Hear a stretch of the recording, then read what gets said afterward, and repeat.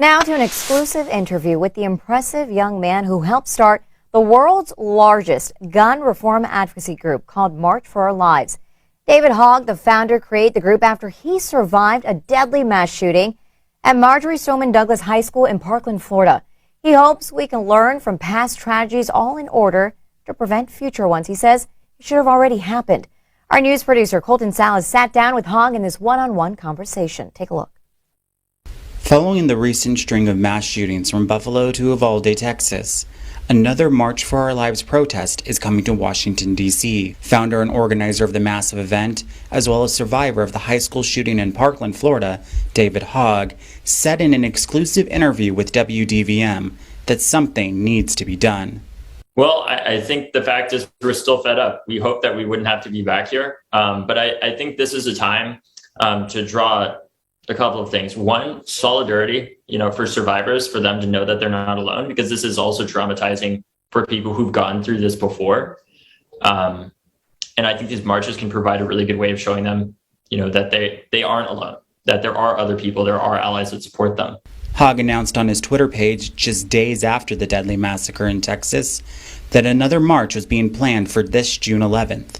Their goal is to call on Congress to do something to prevent further violence at schools. I think knowing that our generation's been failed by politicians, it doesn't matter the party, because both parties have been in power, and I'm here talking to you right now. I think what made the difference is the fact that our generation had grown up. I was born a year after Columbine, and the first time when the shooting happened at my high school was really when we finally had the words to describe what had happened to what had happened and has happened. He is also calling on lawmakers to set aside their political agenda in order to save lives. And I think that's the whole message here is, look, our country is very divided. We all know that. Let's stop focusing on what we can't agree on, and let's start focusing on what we can, because our kids are dying.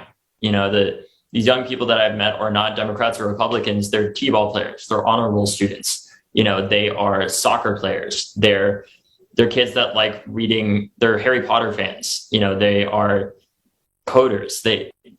They're kids. And if we can't put our politics aside and help protect them, I don't know why. I don't know what to do. I don't know why we're here. They are our future. Despite the collective anger which has swept the nation in the wake of yet another mass shooting, some say the political realities are just too hard to overcome in order to pass meaningful gun reforms. Many Americans right now are like, well, even if they support gun reform legislation, they're like, it's never going to happen. So why bother? I think the reality is, my metaphor for this is like smoking and how we address that. There's still people, you can still get cigarettes, right? But we addressed how people get cigarettes, addressed the industry, and we addressed why people want to smoke. And we have to do that with guns. It can't just be how somebody gets a gun. It needs to address why do people want to pick up a gun in the first place. Since the shooting in Uvalde, GOP lawmakers have called for the arming of teachers, as well as having armed guards on campus.